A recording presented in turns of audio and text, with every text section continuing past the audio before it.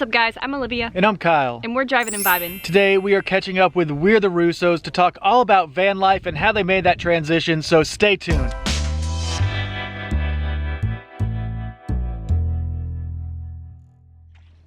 Welcome back to our channel, everyone. Thank you so much for joining us today. If it's your first time here, we would love for you to subscribe and join the Vibe Tribe. We are thrilled to have Joe and Kate from We're the Russos today. How's it going, guys? Good. What's going on? Just enjoying another day in Quartzsite. Yes, it's a beautiful day. Yeah, so let's start off by asking you guys, is this your first time in Quartzsite? Yes. It is. And First time in Q. what are the overall thoughts of this event and the Quartzsite in general? You know, I think the event has been a lot of fun. It's absolutely not what I expected. It's interesting. We've met twice now in the desert, but coming back out here, this just feels like a big open space. I expected it to be more like when we met in like Sedona area, where it's like little pockets of things, and you kind of had to like find people and meet them. But this is great. It's been working out well, and we drove over to the RTR yesterday. What'd you think of that? That was completely different. Yeah. I much preferred this experience. RTR was really packed, I found. And it's really nice here. Just everyone has their space, but like you guys are a few sites down, and it's really comfortable, and I really like all the escapers we've met. Yeah, we've heard RTR is huge this year. They are growing each year, and Escapers is too, but on a smaller scale, I believe. Yeah, we went to RTR last year and we're totally overwhelmed by the amount of people there. It was awesome, but yeah, we talked to some great folks, but it was crowded. just first and foremost, what the heck got you guys interested in RV life at the very beginning? I'll let you go. So I came up with this crazy idea, or what Joe called a crazy idea, to just quit our jobs, hit the road, get in a motorhome and travel. And it made sense because we had dogs and we wanted to see the country, take some time off, and you know, I think we were both really stressed from corporate life, having high demanding jobs, a very not so great work to life balance. And I wanted to just take some time off, spend time with this guy, spend time with our fur babies, and we thought, why not? Let's do it. But it was literally a snap decision. Had you ever RV'd before? No, never. No? Okay. And aside from just accidentally walking into an RV, like if they have them at a home show or something and you go and you see one, you're like, oh, I wonder what this is. We'd never used an RV, been in one, nothing. And she came up with the idea just at her parents' house and was like, this is what I want to do. Let's quit our jobs, sell the house. And it's actually, so our book, Take Risks, we talk about that first day when Kate came up with the idea all the way through the journey and to our first day on the road. Yeah, so it goes through the shopping process, all the different RVs we looked at, the stressful side of, figuring out when the house was gonna sell, when to quit our jobs. I think that was a really big frightening thing, to just completely pull the plug and not have an income. And trying to figure it out. So yeah, it's we decided to share that journey and hopefully help inspire other people who are looking to do the same thing. That's so awesome. And you started out in a Class A, right? We did. And now you're in the Heimer van. So yes, this little guy behind us. Tell us about that transition and what kind of inspired you, and kind of how do you like it? How are you feeling about it so far? Sure. Well, I think the funny thing is our Class A is considered small. Yeah. It was a 29-foot Class A motorhome. We were towing a Jeep Wrangler. And we thought we were living small, and then little did we know we could live smaller. Yeah. So that was quite the transition. And I have to say, so Kate took to it like a duck on water. She was already getting rid of stuff. By the time we were ready to move in, all of her clothes fit in a trash bag, a small trash bag. Into the van. Into the van, yes. And me, I was like loading stuff in, all my cabinets and everything were full, and I walk out with like another load of clothes, and Kate's like, no. Like, honey, no. I got the finger. She's like, no. So it took me a lot longer to downsize and make that transition. It was a lot more difficult for me to being in such a small space. So it took me a good, I would say, to be honest, a good 2-3 months before I finally was able to sit down, feel settled, relaxed in there, and not always worrying about, what are we doing in this thing? Yeah. I want to hear a lot about van life, but first, I know you love your coffee and you love making coffee. Has anything changed with that coffee making process from the Class A to the van? You know, the only thing that's really changed is I don't use a Chemex anymore. So Chemex is a larger like glass coffee maker. All right. I loved using that, and since Kate isn't drinking coffee anymore, she's all tea, I just do a single cup. And it's kind of funny this morning, so we had a presentation yesterday, and at the presentation a lot of people were asking about my coffee making. So we did this impromptu little session this morning by the van. I made coffee, showed everyone how to do it, and I thought 2-3 people might show up. We had like 15 plus people. It was a good crowd. Yeah, just to watch me make coffee. It's not like I was making people coffee. People showed up with theirs. So I think it's really something that when you're downsizing, you know, you're trying to think like, I have this big Keurig machine or a coffee maker or all this stuff, and how does that fit in such a small space? So it was fun. And now let me hop in. I know you probably have some questions too, but Kate loves to make one-pot meals. I'm guessing because I've watched many of those videos. So on the same kind of line of questioning, how has or not have the meal making process changed from a Class A to a van? It's changed completely. So when we were in the Class A, we had multiple pots. We had a waffle maker. Oh, that sounds that awesome. was 20 pounds, and it took up a lot of room, but we would have waffles on the weekends or just every day if we felt like it. And that transition process was definitely different, right? And no waffle maker in the van, and everything. So I have one little pot that can be used on the gas stove, and then I have the Instant Pot, and that's all I have for cooking. That's amazing. Yeah. Wow. And I think the transition too that we made with our eating lifestyle has also helped with van life. Because we've gone more, I would say, pescatarian. We went plant-based, started some fish and eggs in there.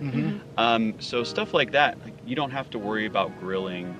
I mean, yeah, you can grill vegetables or tofu, whatever it is. But for us, everything goes in the Instant Pot. We make stews. Kate, we had steamed sweet potatoes for breakfast this morning. You can make everything. You can poach eggs in there. I mean, I love the Instant Pot. And it's so convenient and it's easy to clean.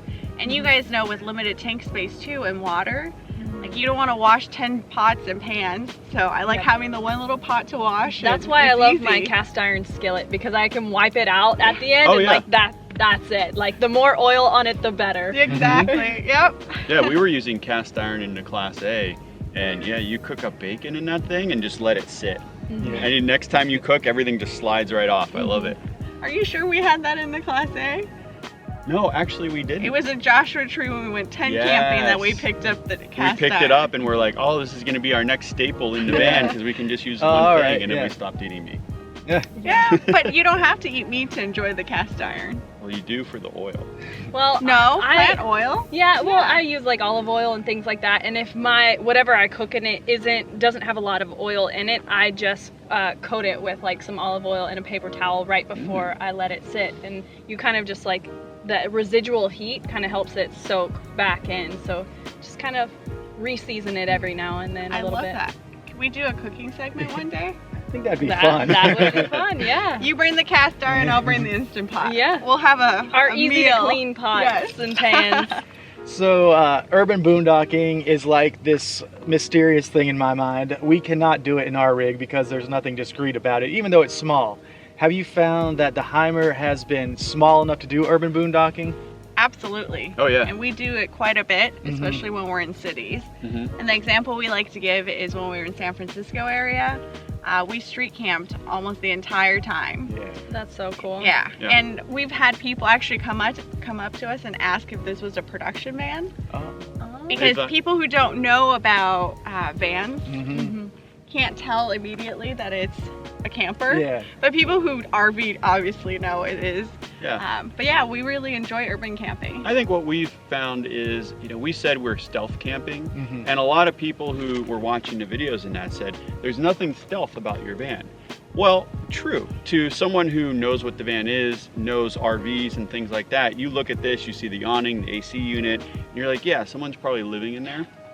But when you start going through neighborhoods, you see a lot of vans parked. I mean, people have them in their driveway, they have RVs, and to the uninitiated, they have no idea what this thing is. And they have, we open the door and we tell people we live full time in it, and they're like, no. Yeah, they don't think it's possible.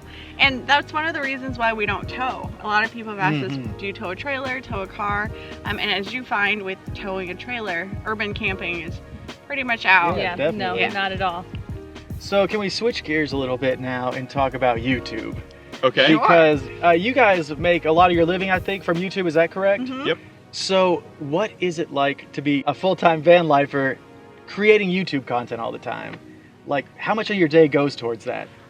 So much. Quite a bit. Yeah, and it's coming to an event like this. It's our first time at a convergence rally of any sorts, and we weren't really sure what to expect. And we were originally planning on leaving tomorrow, but we're actually leaving early because I haven't been able to get any work done. Joe hasn't been able to get any work done because we love socializing and hanging out with everyone. And there's so much to do that this week has been a bit difficult living van life here and trying to keep our YouTube channel up because I haven't done the editing for our Wednesday video. It's Monday. Yes.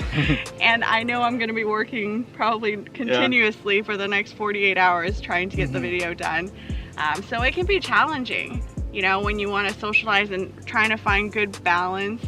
We 100% feel you on that one, and we have been going non-stop since we got here, and so I think you have a pretty smart idea to go and get your work done and things, because it is hard to juggle both sometimes, and we appreciate you guys because you have taught us so many tips and tricks along the way to help grow our channel, and we really appreciate you sharing that with us. Oh, you're welcome. We're always happy to help. I'm glad it's working out. Yeah. So for a new RVer or for a new van lifer getting out there, doing the life and interested in creating a YouTube channel, do you think that it's oversaturated, or would you encourage them to make that dive into YouTube? I would say it's there's so many things out there that are oversaturated, but to really stand out, you have to bring your own flavor. And we actually don't watch too many YouTube videos. And one of the reasons for that is we might watch, something that's completely unrelated to RVing. But we'll check in with everyone, like you guys, once in a while to see, you got the Airstream in that, which is awesome. But we try to stay away because we don't want to try emulating anyone. We just want to have our own flavor, do our own thing. And I think that's what people are looking for. Yeah. If we're all doing the same thing, absolutely oversaturated. Yeah. But if someone comes in, you have your own flavor, you have your story to tell, and yours is going to be different than everyone else's. So you can absolutely do it. It's just, if you're going to try and make a living out of it, as you guys know, it is a full-time job. Yes. It's more than a full-time job. I mean, I think we all agree we're working a lot of hours.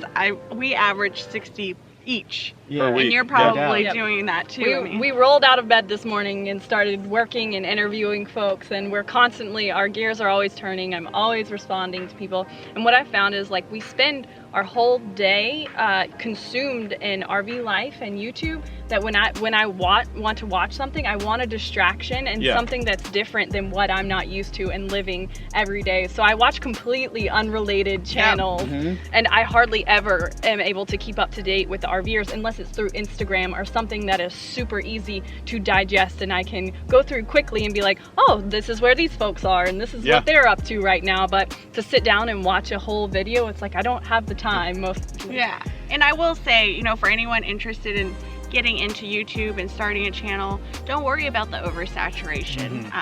Worry about what you're doing and be authentic and do your thing. Like Joe said, stand out. But also, I think there's a whole back end of having a YouTube channel that's not often considered. A lot of people jump in and think, oh, I can just make a video and put it up. There's the editing, and you have camera gear equipment issues where maybe your audio went out for that 2-hour shoot and you have to start all over, and all the back end stuff, right? That comes with a YouTube channel. Yep. So I would say do extra research on the time commitment for sure as well. And I think that patience is a big virtue too when it comes to YouTube, because for us, I know for the first almost 2 years, we could not live on what we were making on YouTube. It's a labor of love. You have to be invested in what you're creating and doing it for the love of it, because it's not going to make you tons of money. You know, you have to be focused on like what you're doing and creating and how you're helping other people, because it isn't a very lucrative business to jump into. It's just hard work, and finally it will eventually pay off once you put that time and energy into it. But definitely not something to do if you're just looking to get rich quick. Yeah, you have to love it. Yeah. So I guess one more question for both of you apiece, and that is, what one tip would you give someone who hasn't made the transition into nomadic life yet? What is there anything you would tell them to encourage them or inspire them to hit the road?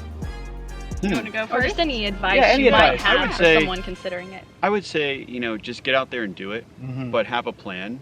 So we always talk about, like in the book and that, we talk about the fact that we were going to jump off the cliff, but we wanted to make sure we had a parachute. Yeah. So we had a backup plan that if it all went south, we could pull that ripcord and land hopefully safely.